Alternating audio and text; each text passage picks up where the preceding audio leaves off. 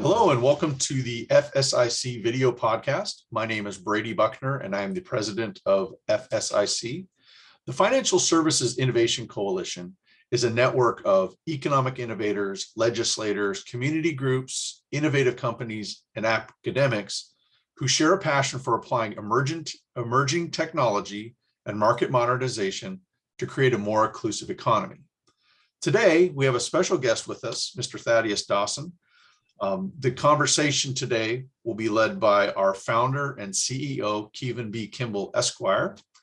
Thaddeus is a CRA designated member with the National Society of Real Estate Appraisers. He's also a certified general real estate appraiser. He's the second vice president for that organization with the National Society of Real Estate Appraisers and the president of their Georgia chapter. Again, I'd like to thank you for being with us today, Thaddeus. Kevin, why don't you start the conversation? Thanks a lot, Brady. And Thaddeus, thanks for getting on. It's been a while since we've had a chance to do this and talk about these issues. I reminded Brady when we were talking about doing this that you and I were on Capitol Hill about 7 years ago talking about appraisal discrimination, and you're the first person to tell me about the 30% differential between a Black appraiser and a white appraiser in a Black home. So good to see that 7 years later, people are finally catching on, and good to have you come back on and help us expand on this and talk about some policies and strategies we can use going forward. So with that one, I'm going to take a second. Talk to me about explaining, some detail about real estate appraisal discrimination. So thanks for the introduction, Brady and Kevin, and thank you for having me today. Appraisal discrimination I've been appraising since 1987. I know you can't believe I'm that old. I can't believe it either. Well, it's better than the alternative, right? Yeah. So throughout my appraisal career, I've had the benefit of being in a lot of different positions and seeing a lot of different things and reviewing a lot of different appraisals.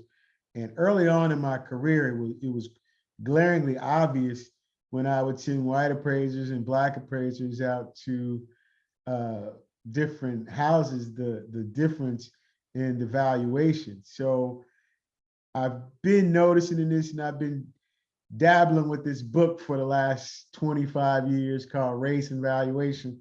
One day I'm gonna finish it and actually get it out there to the public. But one of the things that I noticed was I see it in valuation, but in order to even get to the valuation, it goes beyond that. So one of the things at the time, I'm from Cincinnati, so I was in Cincinnati, and I grew up in a community called Avondale, and Avondale was the second largest African American community in the state of Ohio, with a population of 16,000, and it was the largest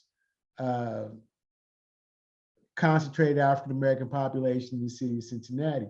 But in that community, you had and around 3 or 4 of the largest employers in the city. So one of them being Cincinnati Children's Hospital.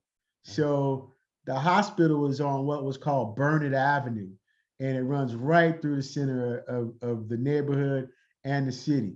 And if you look in the newspaper and there was something good that happened at Children's Hospital, it would be Children's Hospital located in Coreyville or located in Clifton.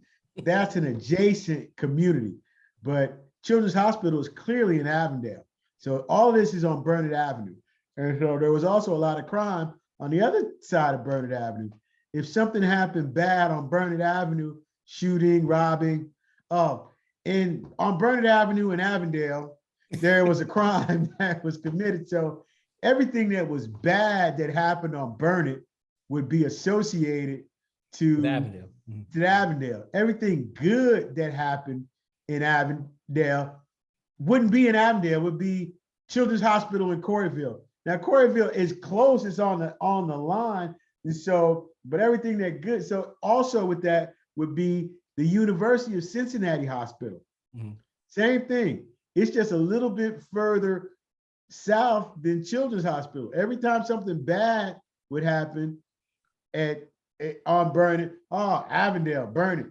But if anything good happened at the University of Cincinnati Hospital, oh, University of Cincinnati Hospital in Clifton or Coreyville. So that's another employer. And the other major employer in the neighborhood was the Cincinnati Zoo. Now you got Cincinnati Children's Hospital is one of the top 3 children's hospitals in the world. University of Cincinnati Hospital, one of the leading trauma hospitals in the world. Cincinnati Zoo is one of the top 2 zoos in the world. And so Cincinnati Zoo is as far southwest that you can go and still be in Avondale. And Vine Street is the divider. And if you cross over to Vine Street, you're in Clifton. You're going up the street, you got the University of Cincinnati. So anything that's happened at the Cincinnati Zoo that's positive, the Cincinnati Zoo in Clifton, Cincinnati Zoo is in Coreyville. So I'm just saying all that to say that impacts the neighborhood dynamics in the way people think. And so when you start talking about value and valuation, you first look at the market. And that's the market and what's going on in the market and the marketability of the neighborhood. And if I'm looking at reports, those are the kind of things that they start to talk about in neighborhood dynamics.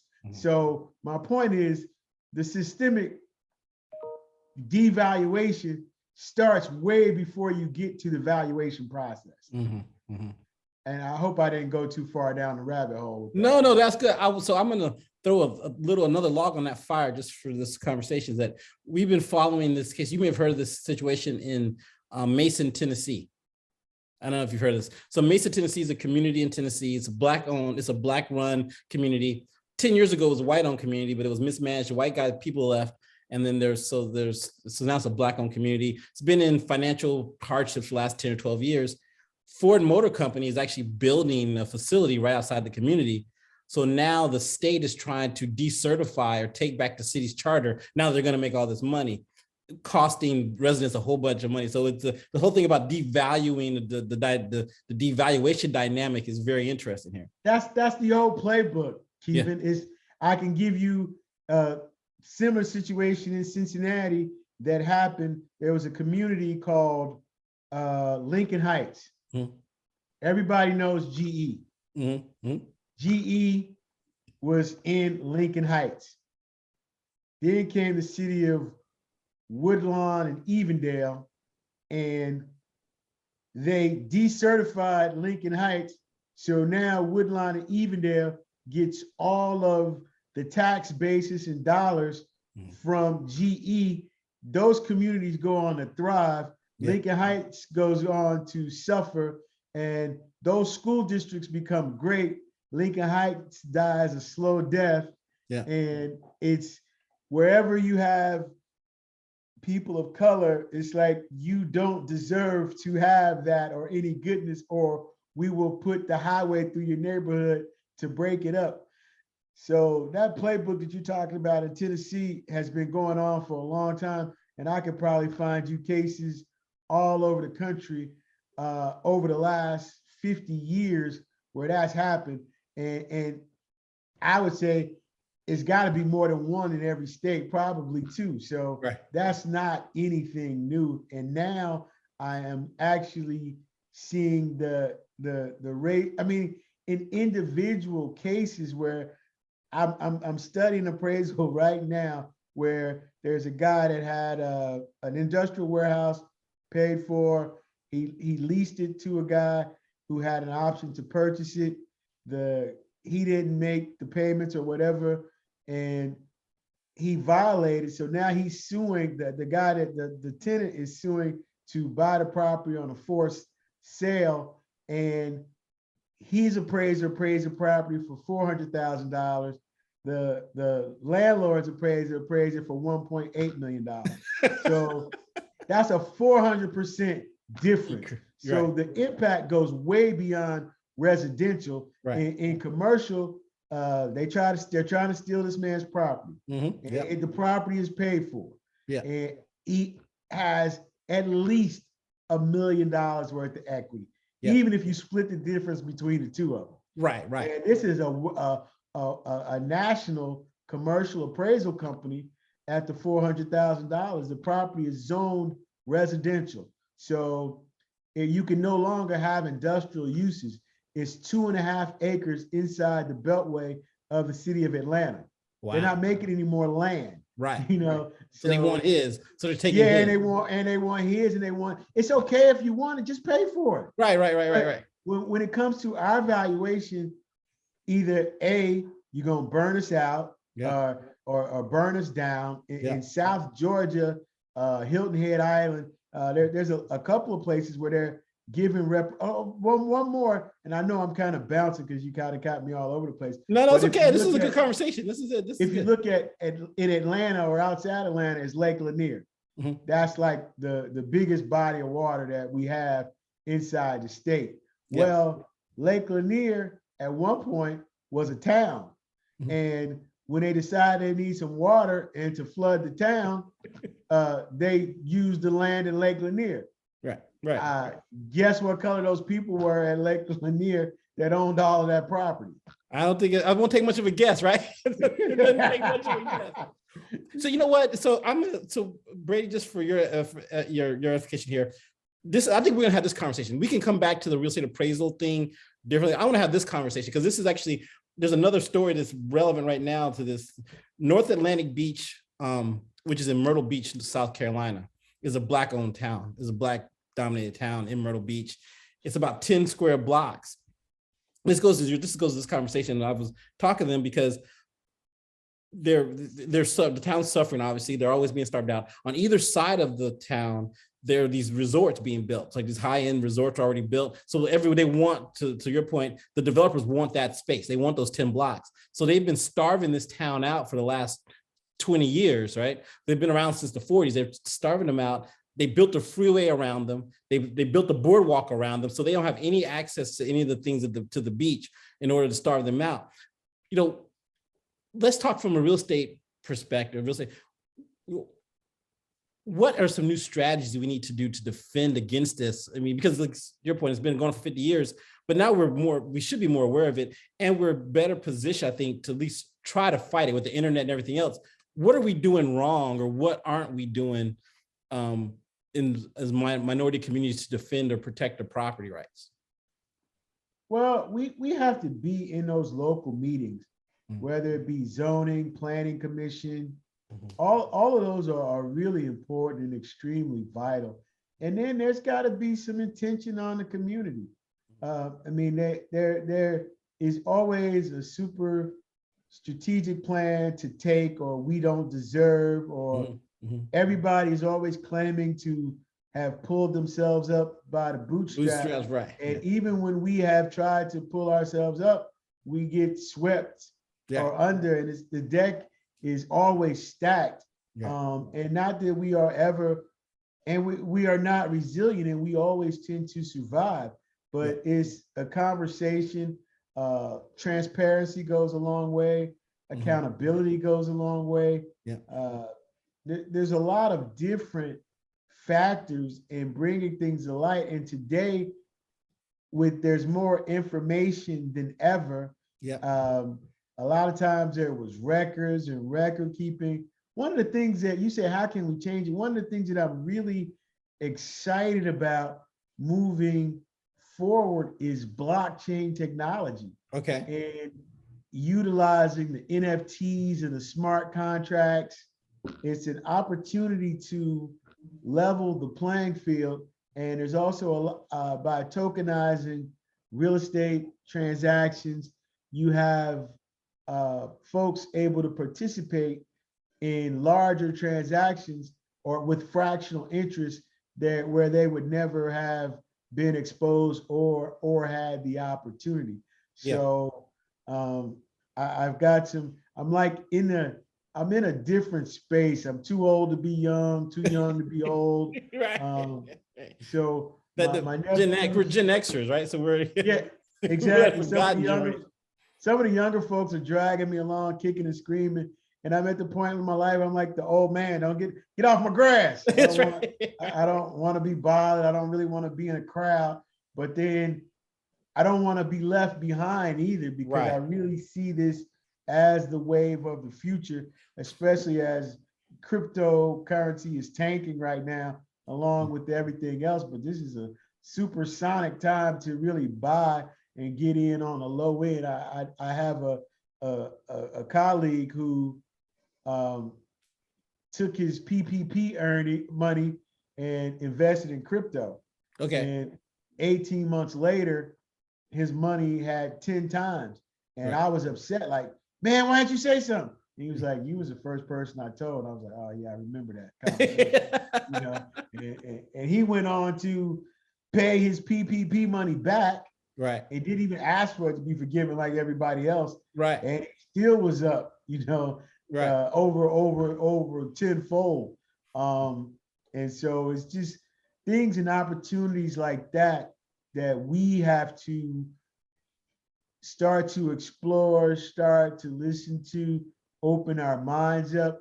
So let me ask you, I want to interrupt you on this, because to your point, we've been resilient as people all along in all these different formats, and they still figured out a way to take the money. So even if we were able to be super resilient in crypto, doesn't mean someone wouldn't turn around and figure out a way to strip us of that wealth. It's always coming, because I had that same question, because a lot of, if you look at the fiat currency and then the DeFi protocols, and where you're supposed to be on the dark net, they all got web providers. Everybody's got a footprint. So as mysterious as you're going to be, you still got to go through that. Somebody's gonna know you're doing it, right? Somebody has the ability to turn the key off, right? Or shut you out. We did actually we actually wrote a special report, mostly dealing with through our infrastructure task force. We have a housing task force.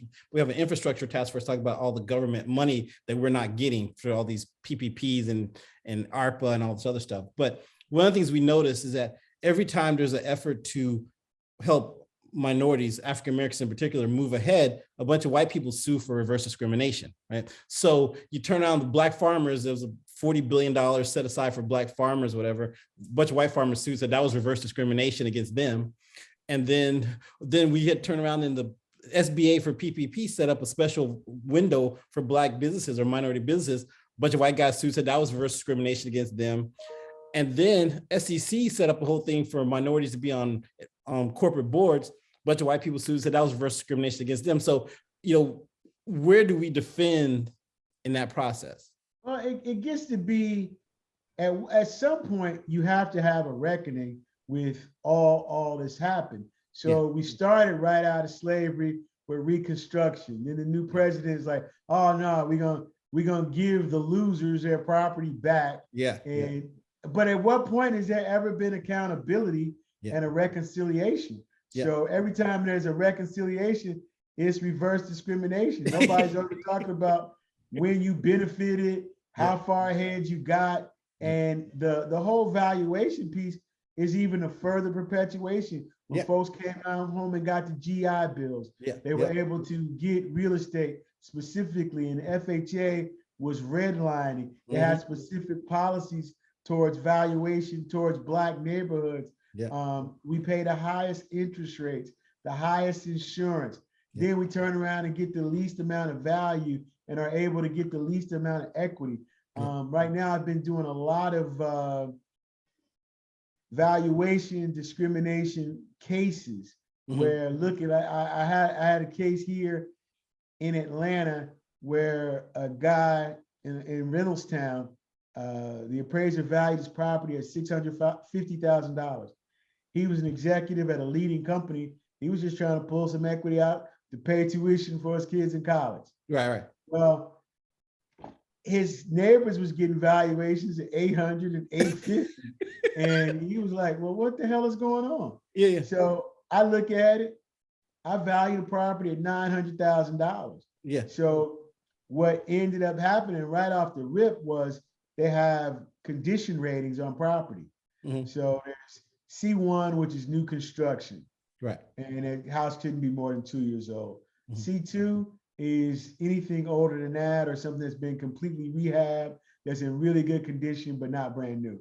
Mhm. C3 is average. C4 is average, but it looks like it's been worn in. Either maybe it's an older thing that's been well maintained, just hasn't been updated, or it's newer and hasn't been kept up quite as well.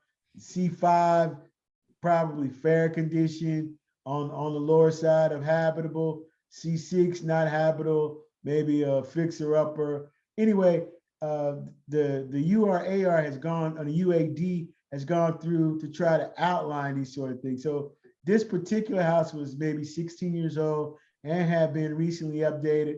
The appraiser clearly acknowledges all of that.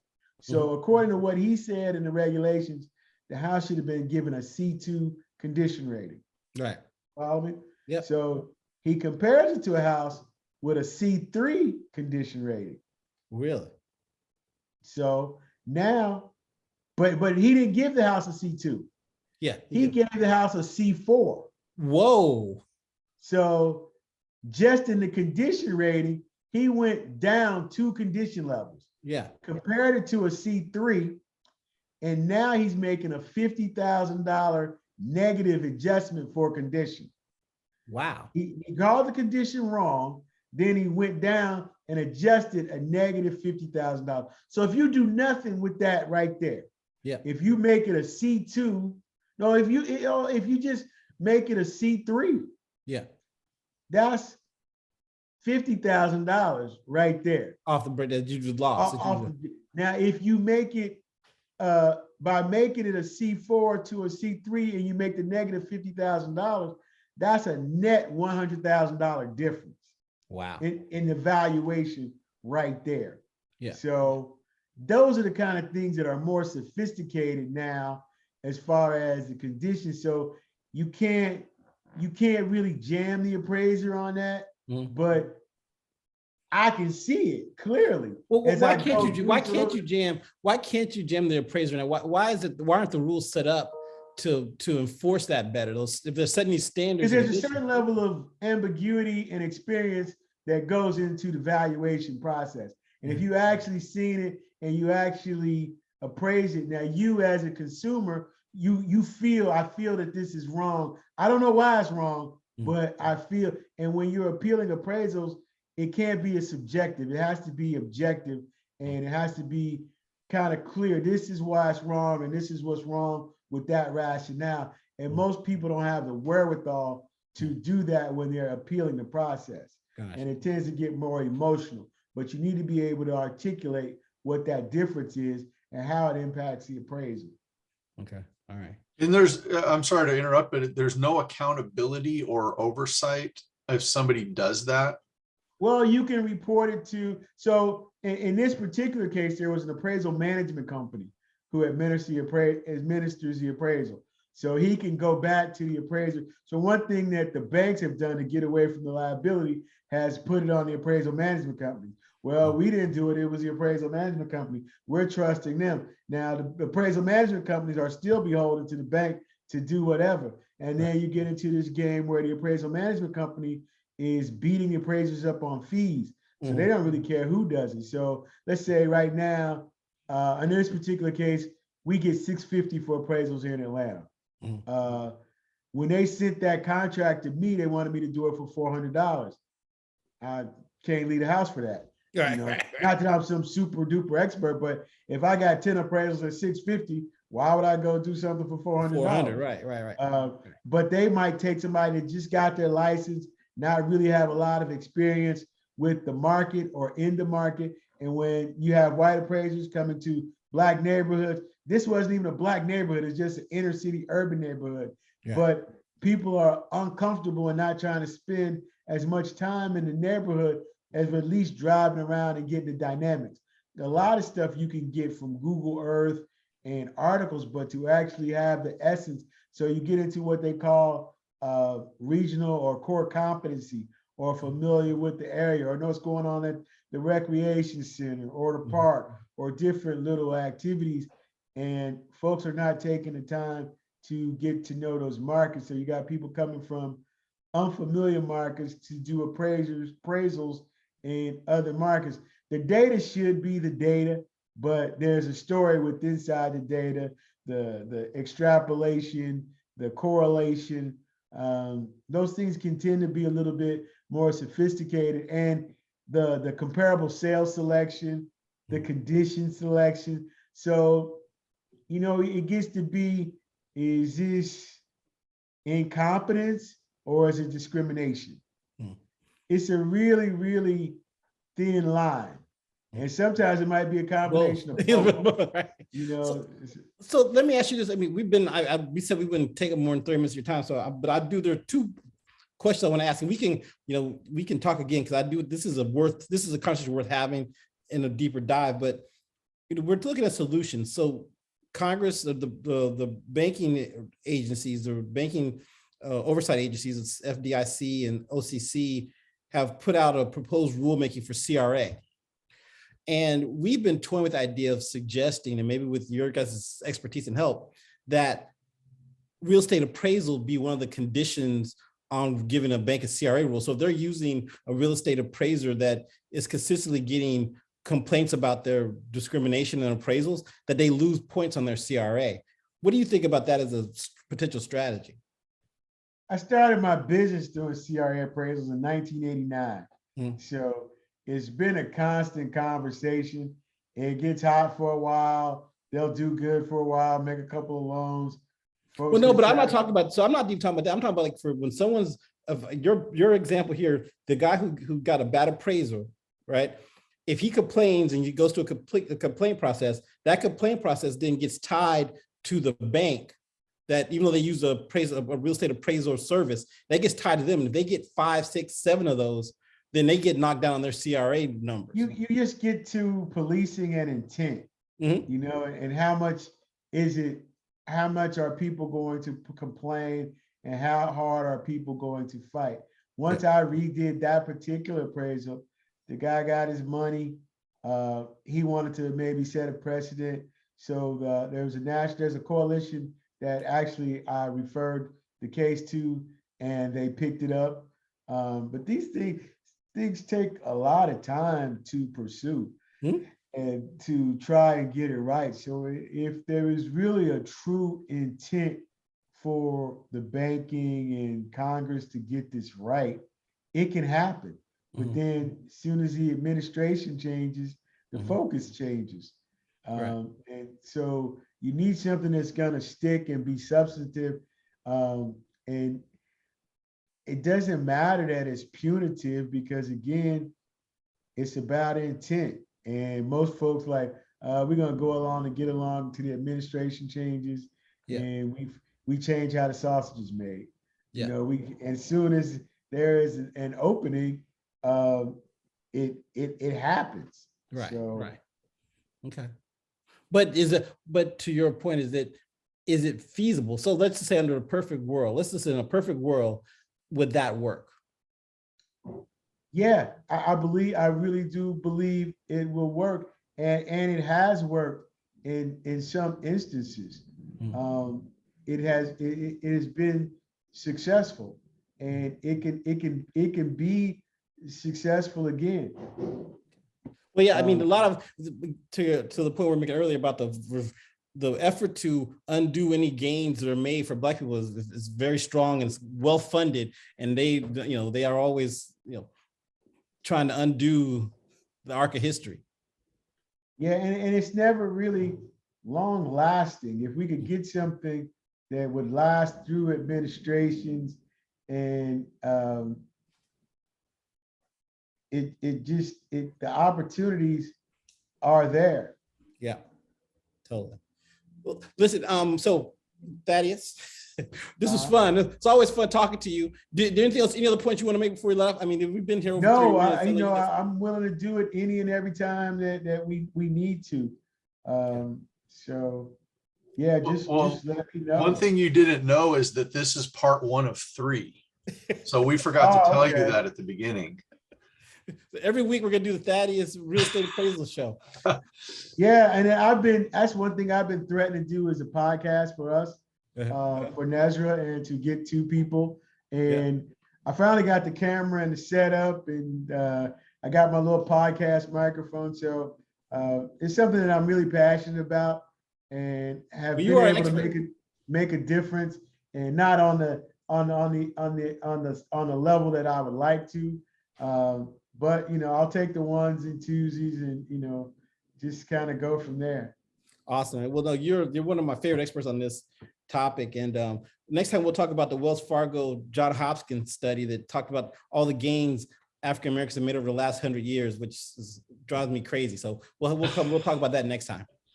Okay. Nice Okay. talking to you both, and have a great weekend. And really, thanks for having me and thinking enough of me, Keevan, to give me this opportunity. No, thanks for taking the time. Appreciate it. All right, now I'm going to close out, gentlemen.